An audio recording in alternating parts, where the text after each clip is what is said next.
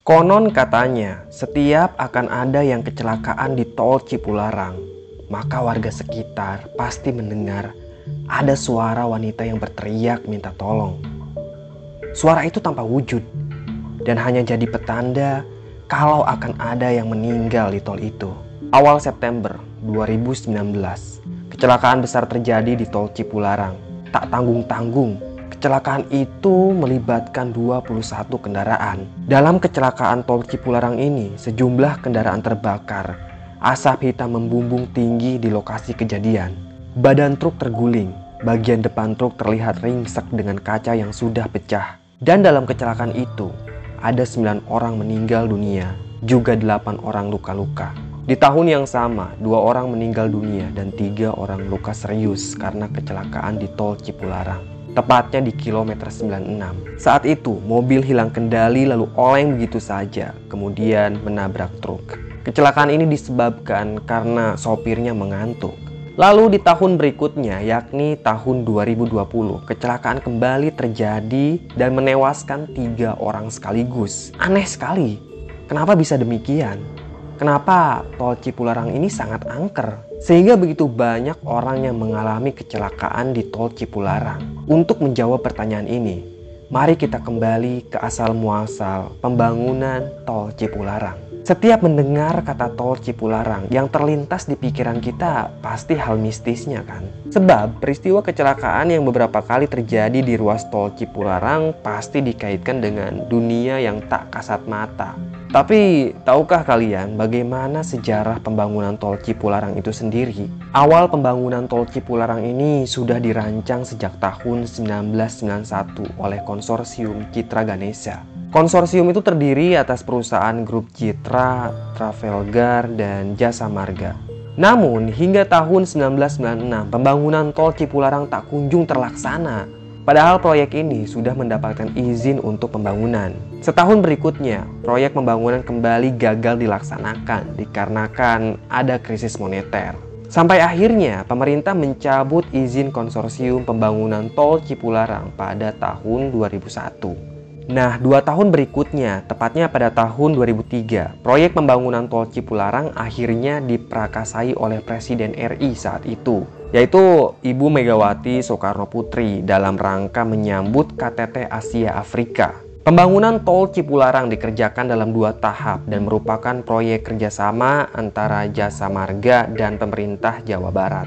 Tahap pertama pembangunan tol Cipularang menelan dana sebesar 745 miliar. Dan pada tahap kedua menghabiskan dana 3,9 triliun. Proyek Cipularang 1 sepanjang 17 km dibangun pada tahun 2002 dan selesai pada Januari 2004. Serta Cipularang 2 sepanjang 41 km. Akhirnya tol Cipularang selesai dibangun pada tahun 2005. Lalu diresmikan pada tahun yang sama oleh Presiden Susilo Bambang Yudhoyono bersama dengan peresmian Jalan Layang Pasupati. Dan mengenai seringnya terjadi kecelakaan terutama di kilometer 90-100, ada penjelasan ilmiah dari Kementerian Perhubungan saat itu.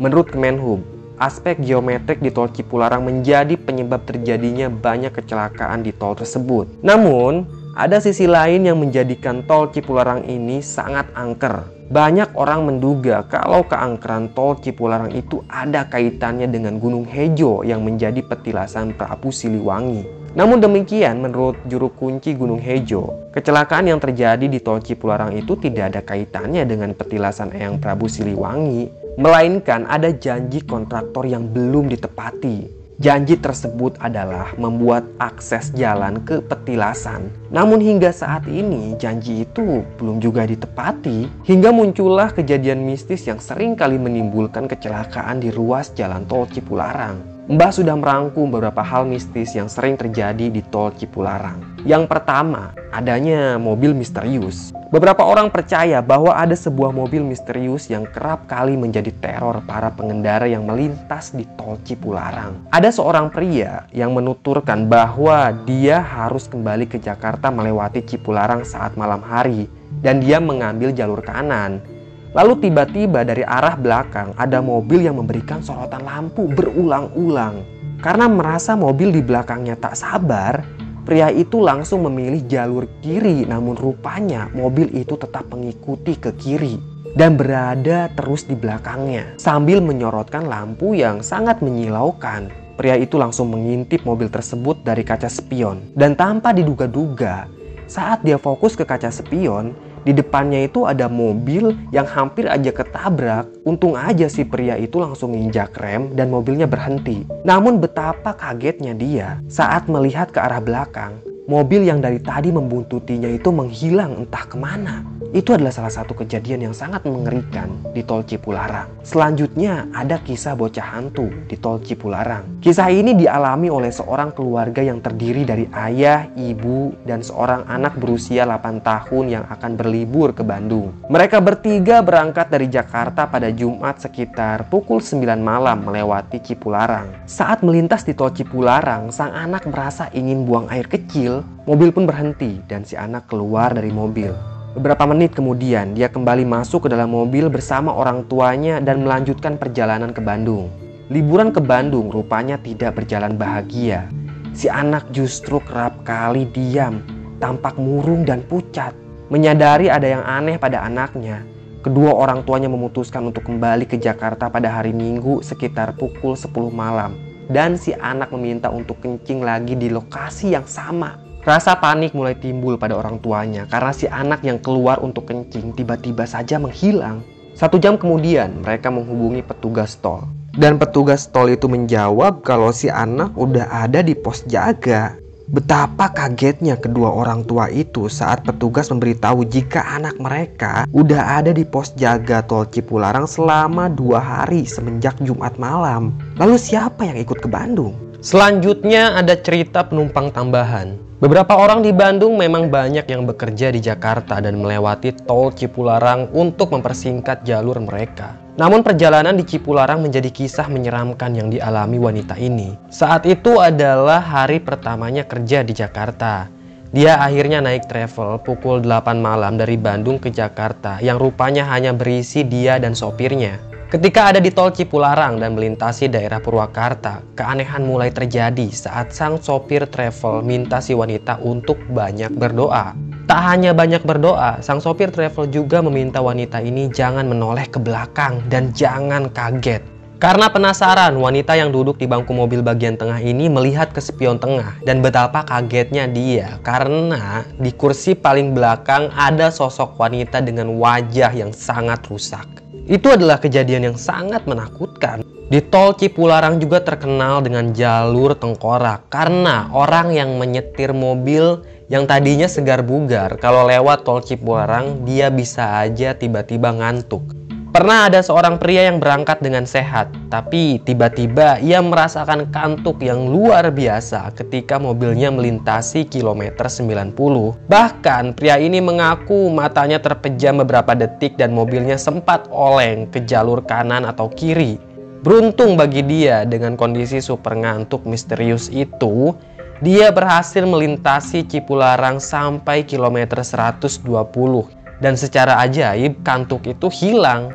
Nah, kantuk ini sering menjadi penyebab kenapa banyak sekali orang yang kecelakaan di Tol Cipularang. Bisa jadi rasa kantuk itu disebabkan oleh aura mistis yang ada di Tol Cipularang. Makanya Mbah sarankan untuk berdoa kalau kalian lewat Tol Cipularang. Dan selanjutnya ada iblis raksasa. Beberapa mahasiswa yang berkuliah di kawasan Cileunyi memang kerap menggunakan Cipularang sebagai jalur favorit. Namun rupanya mereka juga menyadari keangkeran kawasan itu, terutama antara kilometer 97 sampai kilometer 99 yang disebut pusat kawasan iblis. Karena antara kilometer itu melintasi Gunung Hejo yang konon sangat angker.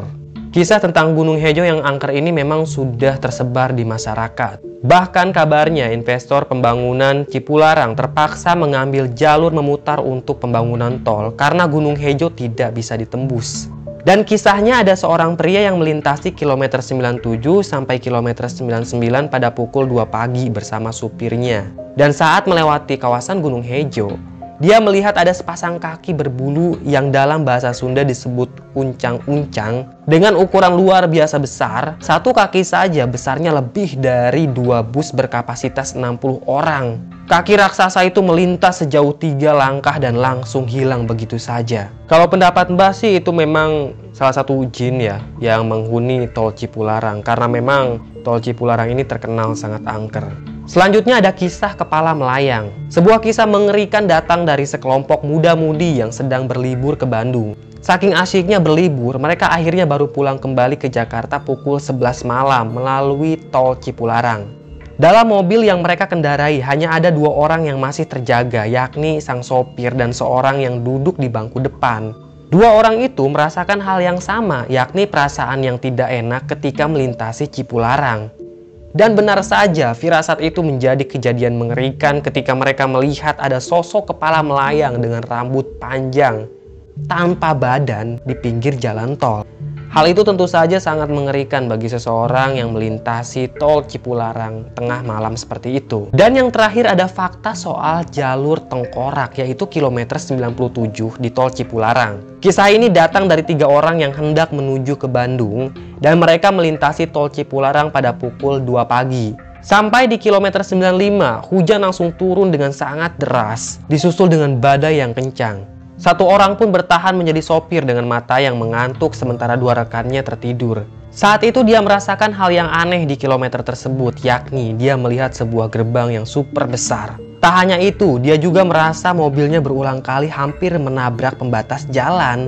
Bukan itu saja, dia juga sempat melihat ada 2 orang wanita yang seperti nenek-nenek menyeberang di tengah jalan dengan 2 kaki tidak menapak ke tanah. Untung saja dia masih bisa mengendalikan diri dan akhirnya selamat sampai tujuan. Demikianlah beberapa kisah seram yang ada di Tol Cipularang dan alasan kenapa Tol Cipularang itu menjadi sangat angker.